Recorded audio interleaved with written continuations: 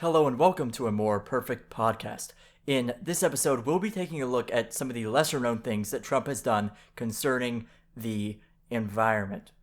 I want to make it clear, however, this isn't an episode about changing your mind. This is an episode about informing you. This episode is informative. I feel like with a more informed view of policy and of politics, we can get further than just choosing a side and slinging arrows against the other side. So that's what this episode aims to do, is just inform you, thus you can make up your own mind. With that out of the way, we can get to some of the Trump administration's policies. Before that though, we have to explain the rationale behind Trump administration and the environment, because there is an overarching theme that you'll see here, and that theme is deregulation. Deregulation meaning the removal of regulations that were supposedly to protect the environment. These regulations, they were introduced under the Obama administration. Now, you won't hear this from the mainstream media, but these regulations, they weren't good at all.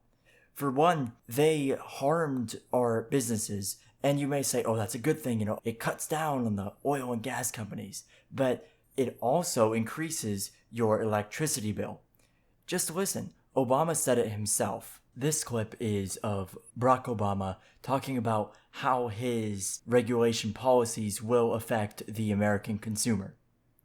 The problem is, can you get the American people to say this is really important and force their representatives to do the right thing? That requires mobilizing a citizenry. That requires them understanding what is at stake. And climate change is a great example. When I was asked earlier about the issue of coal,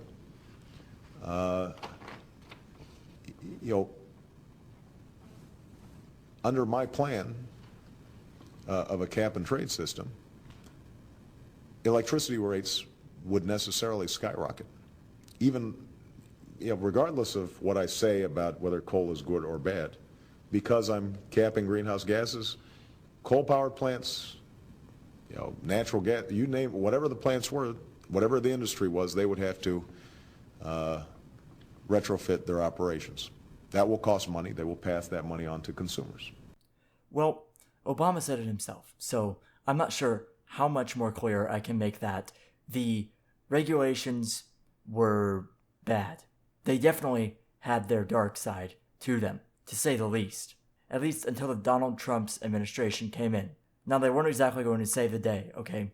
Donald Trump, he's done bad things. One of them is he tried to open up most of America's coastline to oil drilling. This is a nuanced issue that I will get into very, very soon. First, I want to talk about his deregulation. Okay, so the big idea here is kind of weird, actually. Overarching idea is that without regulation, our emissions actually did better than they did with all of the regulations in place. Let me explain. According to the United States Environmental Protection Agency's comprehensive annual report on greenhouse gases in 2019, their trends showed a long-term falling greenhouse gas emissions. It says since 2005, national greenhouse gas emissions have fallen by 13%, and power sector emissions have fallen by 27.6%. Year over year, national greenhouse gas emissions were 0.5% lower in 2017 than the prior year, 2016, and power sector emissions fell by 4.2%. Basically, what all that is emissions have fallen under the Donald Trump administration with this rolling back of the regulations and the trust of American ingenuity and the private sector. I just like to call it American ingenuity. In fact, it's through this American ingenuity that criteria air pollutant emissions and their precursors dropped 7% under President Donald Trump's administration. Basically, the idea there is that emissions have fallen with less regulation than they were with more regulation. But for all the stripping of regulations and the rolling back of regulations that Donald Trump did, he also did something different. He amended some regulations. This is the second thing, really, that Donald Trump did for the environment, which is he actually protected endangered species through modding the regulations that were adherent to them. So he modified those regulations that affected the endangered species and really the land regulations that were pertinent to those endangered species, right? So if you had, basically the idea is, if you had endangered species on your land, then your land would suddenly become subject to a whole bunch of regulations by the government, whether it was the government seizing your land or the government telling you what you could or couldn't do with your land. It was bad. The landowners weren't going to have any of that, so they would do whatever they could to keep the endangered species off of their property, so they wouldn't be subject to all this regulation. Well, Donald Trump amended that disaster. In doing so, Donald Trump gave the private property owners incentive to cultivate these endangered species, give them their natural habitat, and thus not be subject to all the burdensome regulations that would come with the discovery of a endangered species on somebody's private property. But, this is a more perfect podcast, so we have to get even more specific than that. What happened in the modifications done to these regulations is this. So in 1975, the Fish and Wildlife Service, I believe it's a subsector of the Environmental Protection Agency, in 1975, it extended the Act's full protections to all listed species on this endangered species list, whether or not they're considered endangered or just threatened, which is animals that could become endangered in the foreseeable future. These regulations have applied to all of them, unless the agency issues a provision stating otherwise. That's according to the National Review article that I will link below in the sources. Again, I always link my sources. You can check them out. They're in the link below at the Pastebin link. Anyways, the new rules restore Congress's original distinction between threatened and endangered species. The reason this distinction is so important is that the Fish and Wildlife Service decides on a case-by-case basis whether these protections really are necessary for a species. So if a species isn't endangered anymore, then why should you restrict the activities of a landowner if the species is just threatened? It's not endangered. You can give that owner a little bit more freedom, and that's exactly what Donald Trump's administration did. The article says that before the recent rule change, landowners who worked to improve species status from endangered to threatened often received nothing in return. And likewise, once a species was listed as threatened, landowners had little reason to prevent a further decline. It says, with the new rules, landowners can be rewarded with regulatory relief if an endangered species status improves, and they will have ample incentives to recover threatened species to avoid a more stringent endangered listing. Basically, the big idea here is more protections equals more regulations equals more burden. If you change how those protections are applied, then you give more freedom to the landowner, and if you change how those protections can be removed, then you give incentive to the landowner to do those things meaning cultivating the endangered species, taking action that would release those protections and release those regulations and release the burden upon the landowner, thus trusting the private landowner and giving him incentive to protect the endangered species. Donald Trump protects endangered species across America. Alright, so now let's get to some other stuff, because Trump's done a lot more than just regulatory policy as far as the environment is concerned. in 2017, an executive order was signed. That executive order, it opened up more areas in the United States for offshore oil and gas exploration. But the 2017 executive order, which opened up these lands, got overturned in the federal court. It was declared illegal and invalid by a federal judge in Alaska in late March 2019. However, there's another side to this. So Donald Trump also, very, very recently, September 9th, 2020, he signed an executive order. He banned oil drilling off of the coasts of Florida, Georgia, and South Carolina.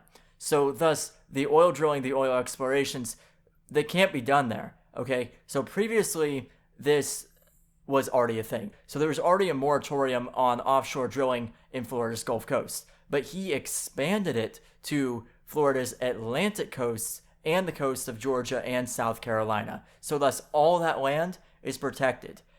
So you can't have things like a BP oil spill if there's no oil there. I would count it as a plus in Trump's book. Again, though, this is an episode about making up your own mind. Do you think what Donald Trump did is good? Do you think what Donald Trump did is bad? You can make up your own mind. Just keep listening because I have a lot more to tell you. This next thing, it's my favorite thing. It's my favorite thing that has been done concerning the environment. When I was little, I saw this movie. It was called The Lorax. I read the book, The Lorax, I'm the Lorax, I speak for the tree. Well, there's this part in the book and in the movie where they start cutting down I think they're called the truffula trees, and the animals get sick, and there's, black tar and smoke and all this, and it's a hellscape. Well, in real life, these toxic sites, they're called Superfund sites. Superfund sites are toxic areas around the country where the environment is just completely a wasteland. The towns living around them, you'll have cancer that runs in these communities. You will have water that you can't drink, for example, just because you live near one of these awful, toxic Superfund sites.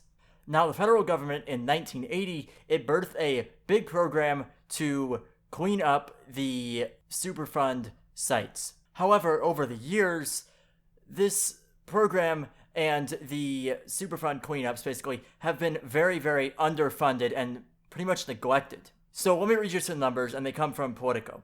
Under the Clinton administration, back in the late 90s, they cleaned up on average 87 Superfund sites per year. In the first 6 years of the George W. Bush administration, that number fell from 87 to 40 cleanups. Obama's first year in office, that saw the number dive even further, from 40 cleanups to 20 cleanups. 2014, it dives from 20 all the way down to only 8 cleanups. Only 8 cleanups under the Obama administration, and at the end of the Obama administration, there were still more than 1,300 sites on the Superfund National Priorities List. Additionally, even more critically, 53 million Americans were living within 3 miles of one of these toxic, hazardous sites. Take a step back. Imagine you're president. What do? You see 53 million Americans in crisis. You see toxic waste sites all around our country, the number of cleaned up sites going down, down, down, year by year, administration after administration being neglected. What do? Well, you clean up the sites. And that's exactly what Donald Trump's administration did. But there's a catch. First, though, let's look at what they actually did. So under Donald Trump, officials deleted 7 sites from the Superfund list in 2017, 22 in 2018, and 27 in 2019. According to Politico, this is the highest single-year total since 2001. For example, Indiana's USS Lead site, a former lead ore refinery, as we know, lead poisons water, and the Westlake landfill in Missouri. Again, there's communities living near these sites. Communities being poisoned year after year. People are dying. And so Donald Trump said, nope, we're going to finish the job here. We're going to clean it up, and we're going to clean it up big. And that's exactly what they did. All these stagnated projects that have been left behind over previous administrations, boom, get it done. And that's exactly what Donald Trump did. For all of his regulations and stuff that people like to pay attention to, he also did this. So there's that to be considered. But as I told you, there is a catch here, and this is what the opposite side will tell you. Again, this is all about informing your opinion, so I might as well inform you on the different perspectives surrounding this matter. The Democrats will point you to articles such as this one by the Associated Press. The headline is Toxic Superfund Sites Decline to More Than 30-Year Low. They'll say this, but it's not actually true. Rather, it's incredibly misleading. Let me explain. Okay, so when quoting this Associated Press article, the Democrats claim that Trump has only deleted 6 sites in his administration, when in reality he's cleaned up 27 sites. So they're getting this from the deletions. Like, once you delete a site, then that's what they're counting. And it's incredibly misleading because just because a site is cleaned up doesn't mean it can be deleted from the list. There's still a bunch of other steps it has to go through. So the Democrats will nitpick that number from the official report. All of this is linked. You can check it out for yourself. But they'll nitpick that number and thus portray Trump in a bad light when it's really not true. Trump has done more on these Superfund sites than any other administration in recent memory. Before I was born even, the administrations were doing less than Donald Trump has done in these past 4 years as far as these toxic Superfund sites. It's quite frankly amazing, and you can see why it's my favorite thing that has been done over these past 4 years in the Trump administration concerning the environment. But wait, there's more. Donald Trump has done a bunch to protect marine life as well as seas and our great bodies of water around the United States. 2 years ago, Trump signed the Save Our Seas Act of 2018.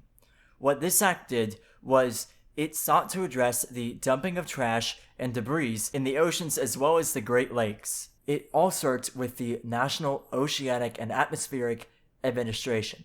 It's also known as NOAA for short. It extends NOAA's marine debris program for an additional 5 years. It also authorizes NOAA to declare severe marine debris events. In addition to all that, it'll release funds to states with big coasts for cleanup and for response efforts. And finally, the Save Our Seas Act of 2018 encourages the executive branch, meaning the president, to engage with nations responsible for dumping garbage into the oceans. I would call this a win for the coasts of America as well as the seas with all that garbage in there.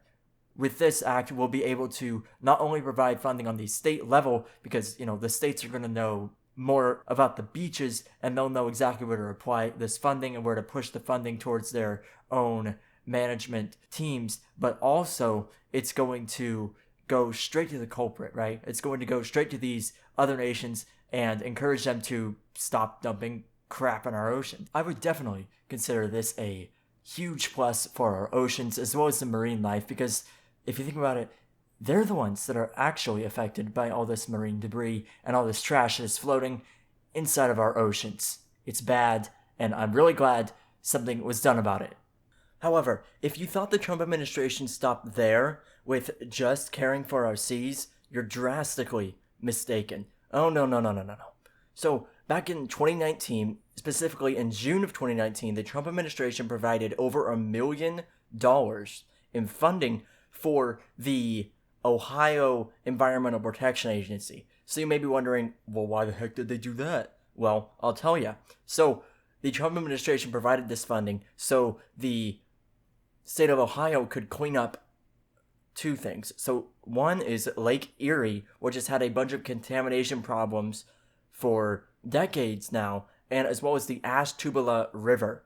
Both of these things will be drastically speeded up and seriously helped with the cooperation of the federal government, meaning the Trump administration, and the state government with the Ohio cleanup efforts that are already underway. So Trump helped out the Great Lakes by providing funding to Ohio and their cleanup efforts. So good job there. It's just awesome. So you guys realize that the Superfund thing was my favorite thing that has been done for the environment over these past 4 years. Let me tell you about my second favorite thing. So my second favorite thing is concerning Florida. Trump has also done a lot for the Everglades in Florida. First off, the 2021 budget for President Trump calls for $250 million in annual funding to revitalize and protect the Everglades, according to his campaign. In December, he signed a bill providing $200 million for Everglades restoration. He also prioritized funding for the completion of the Herbert Hoover Dike rehabilitation and the Tamiami Trail Next Steps project, as well as building a reservoir south of Lake Okeechobee. Now, here's some issues that us Floridians will definitely recognize. So, Trump and the administration under him is committed to fighting harmful algae blooms like the red tide. I'm sure you've heard of it. There was a huge ad campaign blitz on it a few years ago. I certainly remember it.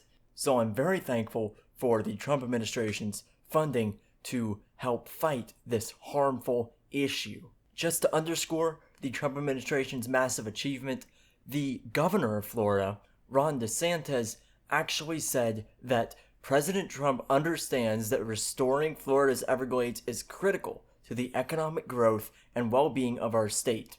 He continued, "This $250 million in federal funding, combined with more than $300 million of state funding for the Everglades in my recommended budget, will help us achieve our long-term environmental goals." The governor said that the ball is now in Congress's court to grant the president's request so we can continue our efforts of restoring one of America's most prized natural resources. That was on February 10th, 2020. So the governor of Florida, the person that would know the most about the issues and how they relate to Florida, commended President Trump for his fantastic action on the Everglades and the state of Florida in general. It's certainly a huge thing. I've personally been to the Everglades myself. I've seen them, and they're beautiful and they're amazing, and we have to preserve them if we're ever going to have a nice and amazing environment like the Everglades. I've literally taken a tour through the Everglades. You get on these vehicles and then you go and you can see all the alligators and the exotic birds, and it's amazing. Like, they actually control the water flow in and out of there, and it's really cool. I will never forget how they advocated at the end how you need to preserve the Everglades, and the Everglades is our real test. If we can preserve the Everglades, we can preserve the planet. It's as simple as that. It's all contingent on that, pretty much a proxy battle in the Everglades. That's how important this is. It's very, very important. So it makes me very happy that Donald Trump was able to help out with the Everglades. It's an amazing, an absolutely amazing thing. If you haven't been to the Everglades and you're listening from across the United States, as I know a lot of people do, seriously, come to Florida, come to the Everglades. It's fantastic down here.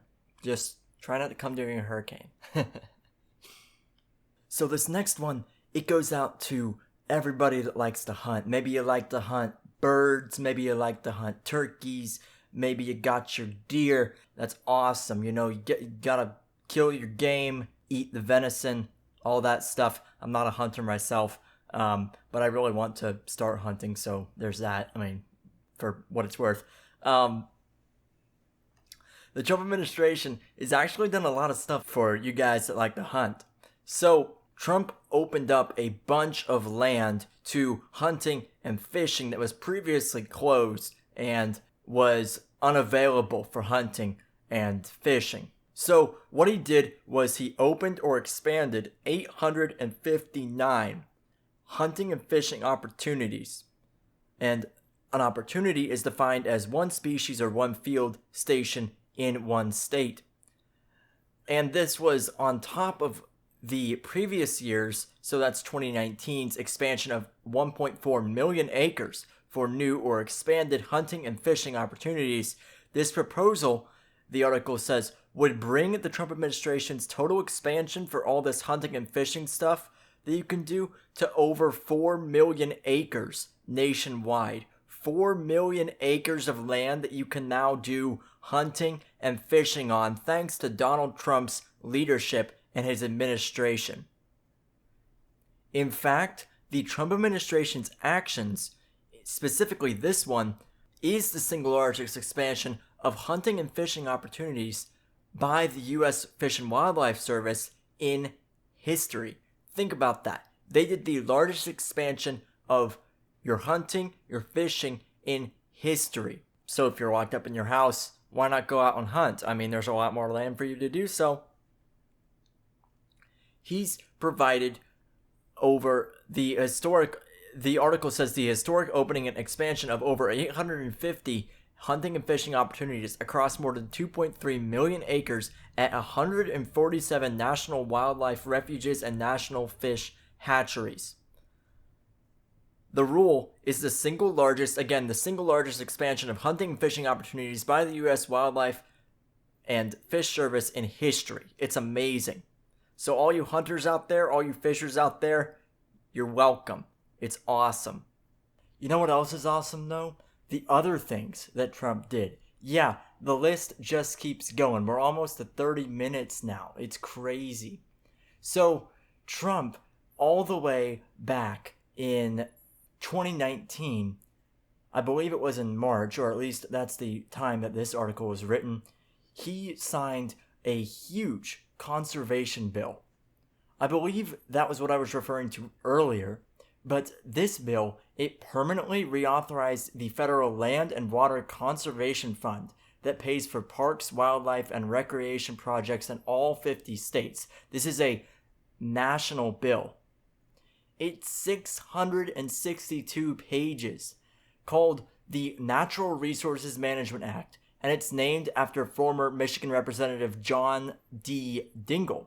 Very quietly, but with highly unusual bipartisan support, it passed the Senate 92-8 and the House 363-62. And they say Trump doesn't bring people together. I mean, come on now. This is a bipartisan bill. What do you know? Speaking of bipartisan, the Land and Water Conservation Fund is historically bipartisan. It's funded projects again in all 50 states since its inception in 1965 using the federal offshore oil well royalties.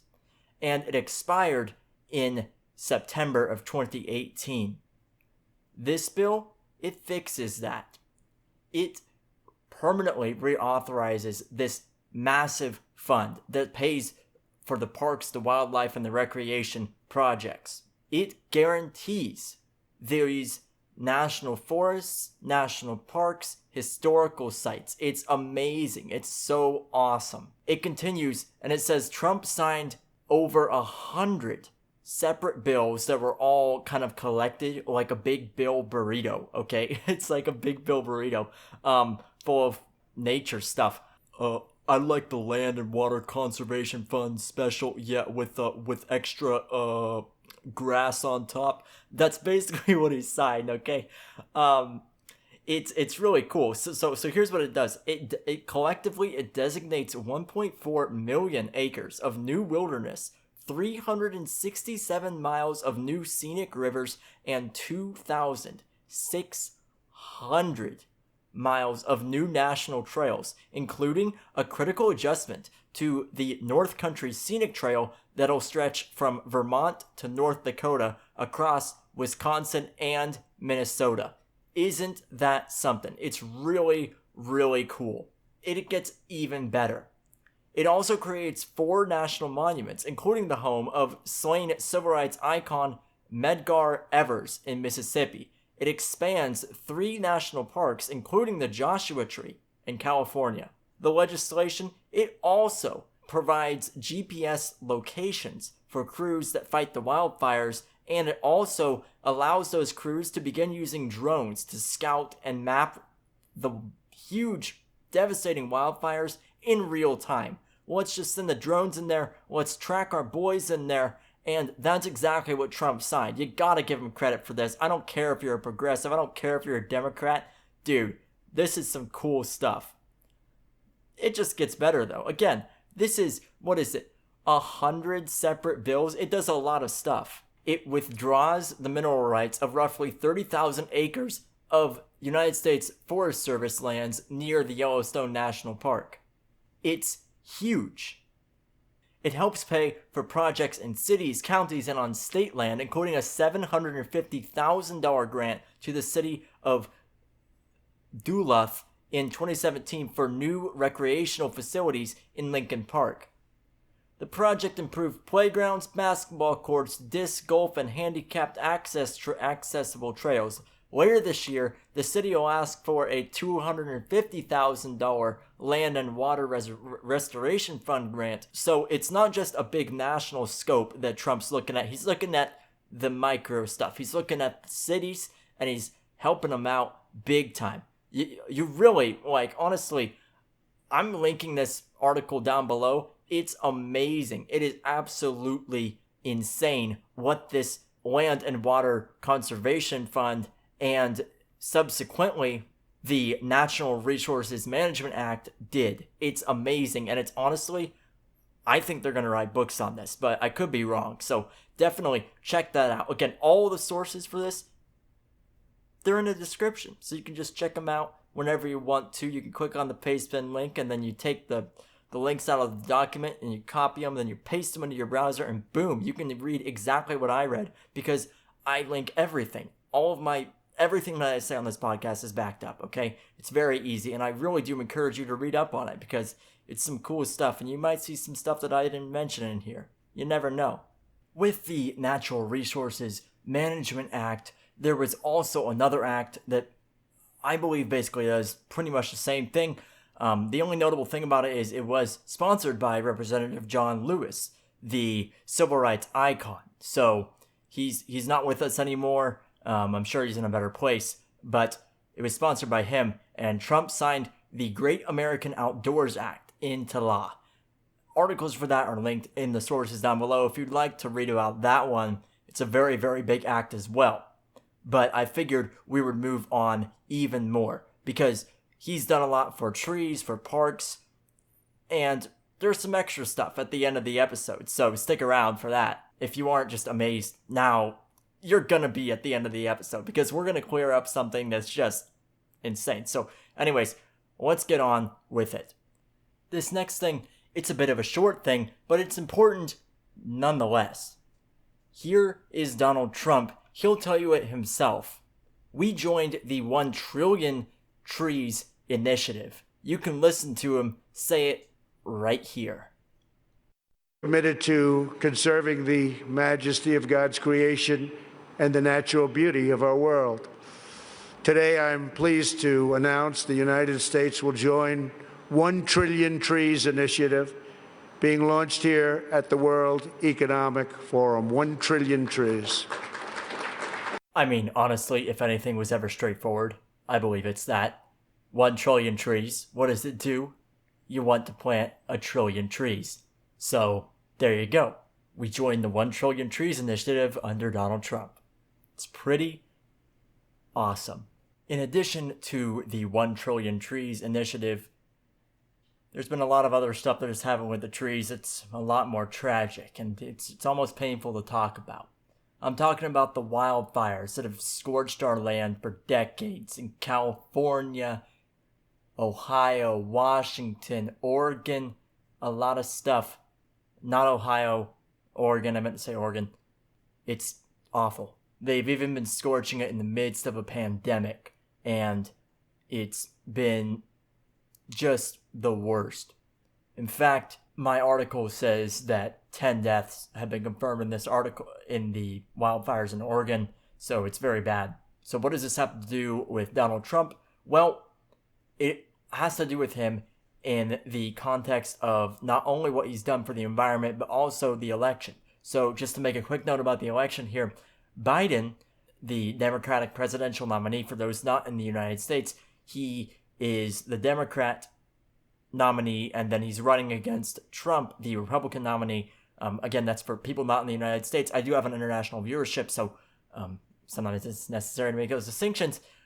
Anyways, Biden is running against Trump. he was slammed by the Republicans for not visiting these disaster areas. For the wildfires, he didn't even visit them.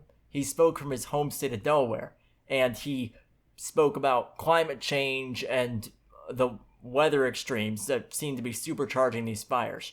Trump, even though he's trailing in the polls, even though he's trailing in the number game against Biden in these national polls, he met with firefighters and officials in California after Democrats blasted him for remaining mostly silent on the wildfires. Basically, Trump's like, I'll show you through action. I won't show you through my words. Okay, so he went all the way out to California and he met with these officials. He met with these firefighters, and he says this. He says that it's more of a management situation for these wildfires, right? So he says that California state officials need to manage the wildfires in their forests better. They need to clean up the dead debris on the forest floors. It is very, very flammable, and it catches fire very easily. Thus, it starts and it exacerbates the wildfires once they start. His theory is that we don't need to really worry about climate change, because if you start really worried about climate change, well, you got to worry about India, you got to worry about China and Russia, okay? They're the people that are really damaging the climate. We aren't. We should worry about the immediate effects, like the dead debris on the ground, like the flammable trees. For what it's worth, the fact checkers will all say that Trump is false and or misleading. That's because it's really here's where I would put the forest management issues if I had to throw a gander at it. It's probably about maybe 10% to 15% climate change and literally like 80 to 90% wildfire management, because it just seems to me that you gotta deal with the immediate problem before you deal with the overwhelming problem, okay? It's not that climate change isn't real and that it shouldn't be addressed. It's that you should deal, in my opinion, with the more immediate issues. But this episode really isn't about my opinion, so you could just disregard it. It's just, I just wanted to throw that out there. It's about informing you about the environmental issues and the environmental actions that this administration has taken over these past 4 years. So let's continue informing, shall we? So one more thing about these wildfires. Trump's administration has approved California wildfire relief funding, even though initially FEMA did not feel like it should provide that funding because it said the fires weren't that crazy to begin with. But after Newsom called up Donald Trump and he said, hey, we need this funding, reports say he couldn't even finish his question before Trump said, yeah, I'll sign it. Boom. He did it. Even Gavin Newsom, the bluest Democrat in the wool, said that he's had a very good working relationship with the Trump administration throughout the COVID pandemic as well as the wildfire disasters. They didn't ask for a minimum price when they asked for it because the true costs of these wildfires, they aren't known for months or even years afterward. That's how bad they are. In total, the government has agreed and has provided so far to pay about $562.5 million, way over that. It's probably in the billions as far as funding from the federal government to the California, and for definitely billions for the Californians to clean up this wildfire mess. It's certainly tragic and awful. Again, Trump has seriously helped the firefighters in California and has seriously helped the California state government. Despite it being blue, Trump has brought Americans together to fight the common enemy of not only the virus, but the fires, as evident in California. So, for everyone that says, oh, well, Trump divides people, I mean, look at this. Like, it sure doesn't seem like it. So, I would think that there ought to be that to be considered in this tragic situation. So, while the wildfire thing was very sad and very tragic, let's move on to something a little bit more positive, shall we? So, this is his whole Trump's push for national monuments. So national monuments, it's kind of iffy on whether they apply to the environment at all. I would say they do because they're the federalizing of land and the protection of land inherently. So I thought I'd throw this in there. So Donald Trump, in his first such use of his executive powers, he designated a national monument. This national monument established a 380-acre site in Kentucky to honor African Americans' role as soldiers during the American Civil War. The president said that during the war, thousands of enslaved African Americans risked their lives escaping to Camp Nelson out of a deep desire for freedom and the right of self-determination. He said that while he was signing the proclamation that declared this site a national monument. So that's amazing. It protects those lands. It honors the African American soldiers that fought in the Civil War. All around, I'd say it's just a really cool thing to include if you're going to talk about the environment and Trump's effect on the public lands of the United States. At least it's a little bit happier than the wildfire thing. At any rate, wow, this has been a long episode. So I've got two more things for you. First, you gotta know about Trump's repealing of Obama's Clean Power Plan. What was Obama's Clean Power Plan? So Obama's Clean Power Plan was a huge effort by the Obama administration to cut carbon emissions by nearly 30% from the level that they were at in 2005 by the year 2025. So in 20 years, they wanted to cut carbon emissions by 30%. What you may not have heard about this, both Democratic and Republican attorney generals opposed it. Over half the states opposed it. And it targeted specifically those living in rural America. The Town Hall article says that pretty much any state that voted for Romney in 2012 was going to get screwed over by this Clean Power Plan. And in coal purchasing states like West Virginia, side note, Vice has a fantastic documentary on coal miners and Donald Trump. I'll link it in the sources. This coal producing states like West Virginia, the energy costs were expected to increase by 20%, just like I said at the beginning of the episode when I featured Obama's voice. Remember that? How he said, oh, well, the cost would be reflected upon the American public. Yeah, this is that. Trump, he signed an executive order and he began the process of undoing the huge Obama-era environmental regulations. He wanted to promote energy independence and create jobs, and will target a slew of environmental measures which were aimed at combating the climate change, including the Clean Power Plan, as I just said. And these things will take wide-ranging effect. They'll end a moratorium on new coal leases for the mining, and they'll have a huge review of this Clean Power Plan and require a rulemaking process. It's going to be a big overhaul, it was a big overhaul because, this was a couple years ago that this happened. Again, the regulations by Obama, they were with good effect. With good intention.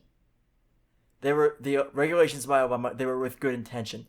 The effects that they had, however, were nasty and bad. They could never achieve their goals without massive costs, not only in the bank, so you would feel it in, the national debt, and you would feel it with, taxpayer dollars, but you would also feel it in your home with your energy costs, and you would feel it by the loss of your job. If you worked in a coal mine, if you worked in a coal factory, you would die with the implementation of this Clean Power Plan, which, by the way, Joe Biden wants to reintroduce, so have fun, coal miners. Again, Donald Trump did this to revitalize the coal industry. He wants to save these people that work in the mines that literally have nothing else. You have got to watch this Vice documentary. It's pretty short. It's about 15 minutes long. It's very good and explains it so thoroughly. Great journalism over at Vice. Very rare to find nowadays, but again, I really, just my hat is off to you guys that produced that interview. If you ever hear this, y'all are awesome. Let's just underline, speaking of coal, this massive loss of jobs under this Clean Power Plan. The ozone regulations between 2008 and 2013, they cost a projected $56.6 billion in lost wages, along with 242,000 jobs. If Thanos had snapped the gauntlet, if Obama had succeeded in the war on coal, 125,800 jobs would have been lost in total, along with just the mind-boggling number, $650 billion in GDP. Millions of jobs from the Black and Hispanic communities could have been on the chopping block if Thanos had if Obama had succeeded with his war on the coal industry. Donald Trump wants to save those jobs, to save the poor people in the coal mines that literally have nothing else to go for. It's insane. When looking at the Clean Power Plan and when looking at Trump's deregulatory, I would advise you have a nuanced perspective, okay? Realize that there's a lot of things at play here. It's not just, oh, we're all going to die if, we don't curb the ozone or, we don't curb the emissions. That's not the whole story here. There's other people. There's people that rely on these mines. You could say, oh, well, they need to keep up. Well, I would say, screw you. Screw you. Okay? These people, this is their families. This is their heritage. This is everything to them. You can't tell them to screw themselves. Also, if the deregulations are so bad, then why have emissions gone down? Why have emissions gone down? As I noted at the beginning of the episodes, emissions have gone down under Donald J. Trump, even though he repealed this so-called Clean Power Plan. So, again, a lot of stuff to consider with the deregulatory actions of the Trump administration. Alright, so as I said, that was a few years ago. So, what has happened since then? Let's skip forward to June 19th, 2019. On June 19th, 2019, Donald Trump replaced Obama's nasty Clean Power Plan. What did he replace it with? He replaced it with the Affordable Clean Energy Rule. The Affordable Clean Energy Rule, when fully implemented, it's projected to do a whole bunch of amazing things. Let me just list them here. Reduce carbon dioxide emissions by 11 million short tons. Reduce SO2 emissions by 5,700 tons. Reduce some other emission, it's called NOx, I'm not sure what that means, emissions by 7,100 tons.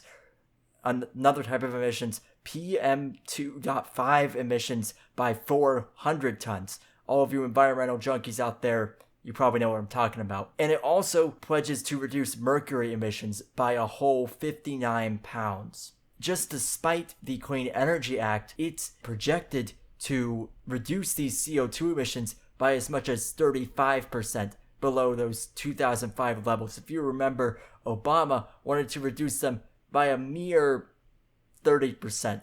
You got the Affordable Clean Energy Rule, it's going to reduce them by 35%. So take that, Obama. It will also provide the regulatory certainty that the states need to continue to reduce emissions and provide a dependable, diverse supply of electricity that all Americans can afford. When ACE, for short, is fully implemented, all those things are going to be awesome. The rule specifically, it establishes emissions guidelines for states to use.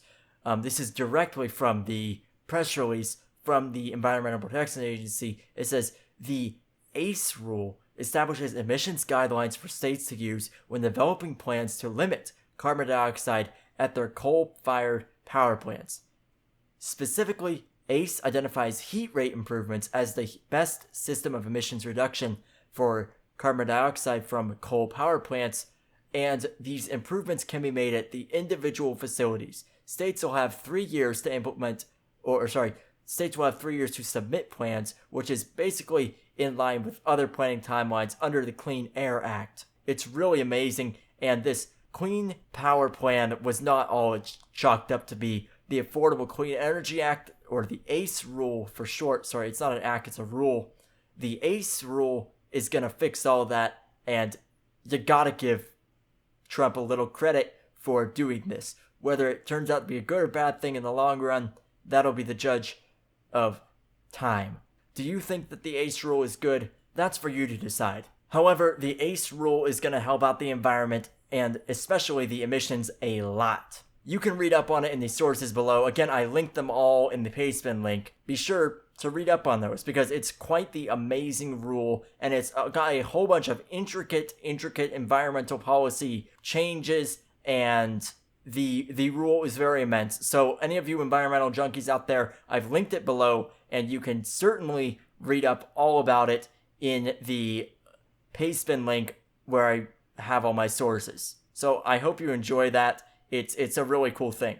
All right, so at long last, we are moving on from the Clean Power Plan. But the Clean Power Plan, it actually has a mommy. So the mom of the Clean Power Plan, the mother of all environmental things, the thing that you've been hearing about for 4 years, that you've probably been waiting for me to mention, it's the Paris Climate Accords. The Clean Power Plan, it actually came out of the Paris Climate Accords. Now is the time where we go into this Paris Climate Accord and why it was so... It was bad for the United States, and it's bad for the world as well. Don't tune me out. Don't shut this podcast down. You've gotten so far. Seriously, just hear me out. I have to explain myself. If you're a progressive, you're probably gone by now that I said that, but please just stay here. I can explain. So first off, what was the Paris Climate Accords? So it was an international agreement that, I'm going to paraphrase here, it aimed to reduce the global temperature by 1.5 degrees Celsius. The agreement, it also recognized a need to improve the economies of the participant countries and reduce poverty, which made immediate reductions in the greenhouse gases difficult. In result, it called on these developing countries to enhance their mitigation efforts and move toward emission reduction or limitation targets, while it underscored the need for developed countries to continue to meet their emission reduction targets. So what was the Paris Agreement about? It was about reducing emissions and preventing this preventing the rising of the globe's temperature. However, the Paris Climate Agreement wasn't everything it was cracked up to be, mostly because it was an agreement. Okay, so just a little bit of language jungle here. An agreement's different from a treaty, even though they're frequently thrown around here. It's not the same thing in this instance. So the Paris Climate Agreement, it emphasized cooperation, transparency, flexibility, and the regular reporting of progress to achieve the goals of the agreement. However, at the end of the day, there wasn't any mechanism to enforce compliance with the Accord's provisions, but there only was one to promote compliance. So they would say, oh, you have to do this, if you do this, we'll achieve these awesome things, but there wasn't one to hold a gun to the difficult countries' heads, China, and to say, you have to do this, dude. Like, you have to reduce your emissions now. We're going to enforce it, and we're going to, penalize you if you don't. There wasn't any provision to do that. This is according to Britannica. It's an encyclopedia, so it's not some, garbage source. No, there was no enforcement. That's been my huge problem with the Paris Climate Accords for a long time, which is that you couldn't enforce them. So what the heck's the point, If you can't ensure that people are going to agree or that people are going to follow through, then you might as well be signing an empty piece of paper and throwing it into the ocean for all that that's worth, because there's just nothing that comes of it except for disastrous policies by the well-meaning and great countries like the United States. Again, good-intentioned policies like the Clean Power Plan that have disastrous effects. As I said earlier, the Clean Power Plan had a good intention, a disastrous effect upon the American economy. So I'd like to read you something from this amazing article from National Review. It's talking about China and the Paris Climate Accords. And it was written very recently. It also mentions the coronavirus pandemic. So the article says this: as the world suffers through the coronavirus pandemic, diplomats from Germany, Australia, and the United States are expressing their displeasure with China's diplomatic attitudes, its opacity, and its self-promotion in the face of a problem of its own exacerbation. Yet simultaneously, the Paris advocates, the people that want us to rejoin the Paris Climate Accords, urge the United States to endorse an international agreement for which China's openness and hostility, for which China's openness and honesty would need to be the linchpin. The Paris Climate Accord puts too much confidence in a bad faith regime. Rather than placing a bet on China's self-restraint, American climate hawks should turn their attention to what we can accomplish here. Sir Roger Scruton argued in his book How to Think Seriously About the Planet, The Case for Environmental Conservatism, for a home-based approach rather than an international treaty. He wrote that the only answer to global warming is action by individual nation-states, those rich enough to conduct research and to act on the scale required, responsible enough to answer to the need to do so, and with a public opinion shaped by open discussion. In other words, you have to solve your problem at home. You can't tell all these other countries what to do.